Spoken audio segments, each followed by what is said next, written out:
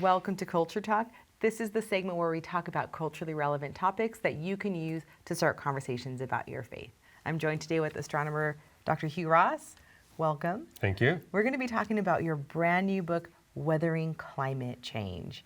It just came out a few days ago, and you know, climate change is one of those topics that is really contentious. You have people on one side saying we're doomed and it's our fault, and you have others who say, hey, climate change is just a hoax. So what does Weathering Climate Change do to offer a fresh and balanced view of climate change? Glad you put it that way, because that was a big motivation for me writing the book. And basically I make the point, yes, climate change is real. The global climate is warming. Here's the latest data. Both sides agree that the data is indeed trustworthy.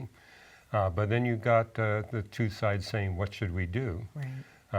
You know, is this just going to blow over and we do nothing? One side says we need to take alarmist actions. And I'm basically making the point that there's a way past the political divide. Namely, that what we see in the Bible is that we're to manage the planet's resources for our benefit and the benefit of all other life, which suggests, more than suggests, tells us that we will not have to make a choice. So the book is basically filled with ways we can sustain, for at least a little while, climate stability, where we actually get an economic benefit rather than having to do an economic sacrifice while we stabilize the climate. It's a win-win. And so I think that's going to take the politics out of it, but also to give people an appreciation that this really is evidence for God's magnificent provision. Just giving people a history of what's happened over the past 4 billion years. Right, so your book does go into the history, the climate history, beyond just our recent history. So what is it that you're explaining in your book as far as what we've seen over the entirety of the climate history? Is that what we're seeing in the last 9,500 years is unprecedented. We've never seen climate stability to this degree. We're at the optimal temperature for human civilization. This is a gift from God, and just looking at all the fine-tuning that was required to open up this brief period of extreme climate stability so we could actually have a large population. And I'm suggesting this should at least get us thinking, why did this God do this? What is the purpose that we humans need to fulfill while we're here on Earth for this short period of time? So then climate stability wasn't always the case, that we saw instability in... Instability is the norm. Right. The kind of stability we have now is the extreme exception. It's never happened before. And it can only be sustained for a certain more period of time. I don't think we're looking at only 100 years. I believe that we can sustain it for probably more than 1,000 years.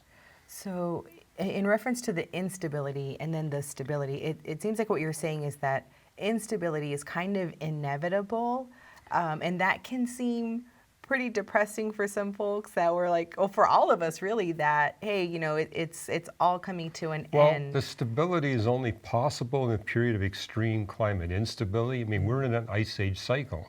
That ice age cycle has always driven huge instability, except for this very brief period we're in right now. But there's all these benefits we get from being in an ice age cycle. We couldn't have our civilization unless we were in this ice age cycle. So just actually seeing all the benefits that led up to what we're experiencing now. So then when it comes to the inevitable instability, certainly there's something that we ought to do to kind of help avoid that instability of fastly approaching. Well, an ice age is coming whether we like it or not. We can put it off, but we can't put it off forever. Right. And if we were to put it off forever, it would have devastating consequences for the global mean economy. So just seeing the ice age cycle is something that is good.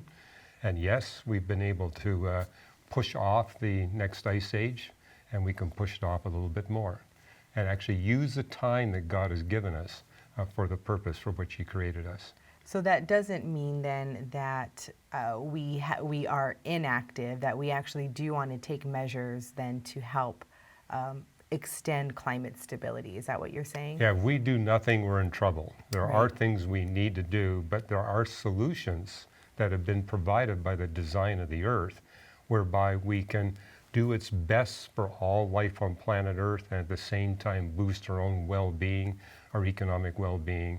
But basically, we need to do that to achieve the purpose for which we were created. Right. Well, that's a helpful reminder then for those who feel maybe nervous about the topic. What would be a practical tip that you would give to someone who's just first approaching the topic of climate change, how they might understand that and be able to express a Christian worldview? Don't panic. I mean, we're not between a rock and a hard place. There are win-win solutions.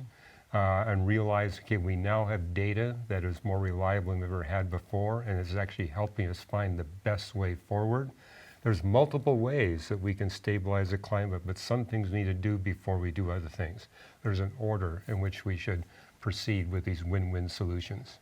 Well, thank you so much for that. So it's a pretty big topic. I would encourage people then to check out your book, Weathering Climate Change, for more on that. Thank you so much for that, Hugh.